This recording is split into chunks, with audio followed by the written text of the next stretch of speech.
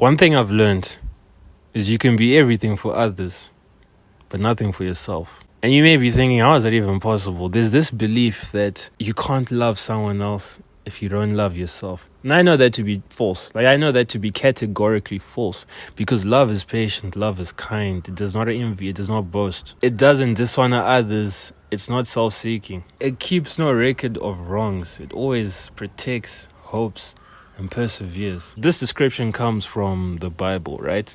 When you look at this description, love, it's a series of actions. So if love is a series of actions, you can do those actions for someone else and not do them for yourself. And I think that most people don't love themselves. And you can see it by the results of their life. I can tell you that sometimes I don't love myself, maybe more than 50% of the time. I'm just being honest with you guys. Because if you truly love someone, you're going to do the best for them. You may not want to do it, but you're going to do the best for them. And do I always do the best for myself? I mean, some of my choices are practically self-harm.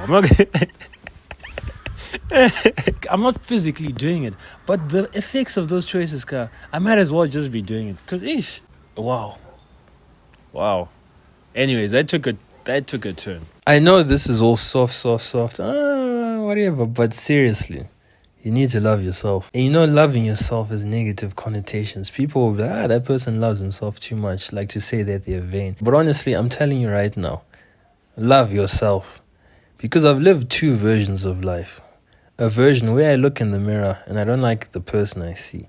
I don't really care about that person, even though that person is me. And even though at our core, we all care about our survival. Naturally, we just care about ourselves, right? I've lived that life where you really don't like yourself. But I've also lived a life where I look in the mirror and I'm like, what a guy. Who is this man? I like this person. Fair enough, there are things that should improve about him, but I like this person. I love this person. What a guy, right? I don't even need to say which life is better. But I think the reason why people think loving yourself has a negative connotation is because they think when you love yourself, you're reckless. You're just like, whatever. But the thing with loving yourself is it's going to take work. When you love someone else, right, you're going to have to do things that you don't want to do. You're going to have to bite the bullets and be like, you know what, this is the best thing for this person, so I'm just going to do it. Even though I don't like them, even though I don't like what they did to me, I'm just going to do it because I love this person. Do you think that your parents wanted to take you to school every day to pay your school fees when you were failing, huh? When you were getting 12% on your maths test? Do you think they wanted to? But they love you, so they carried on. What I've realized is that you take care of the people that you love. If you truly love someone, you're going to go out of your way to take care of them. So to love yourself, you're going to have to do things that you don't feel like doing. You're going to have to go to the gym when you'd rather lie in your bed and watch Netflix.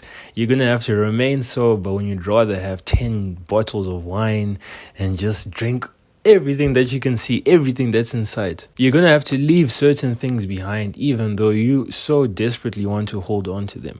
Whether it's because they validate you, whether it's because it makes you feel like you're not lonely, you're still going to have to leave those things behind. See, a lot of loving yourself, a lot of loving other people is doing things that you don't feel like doing. And if you love someone, it's easier to do the things you don't feel like doing because you recognize that, you know what, I want the best for this person.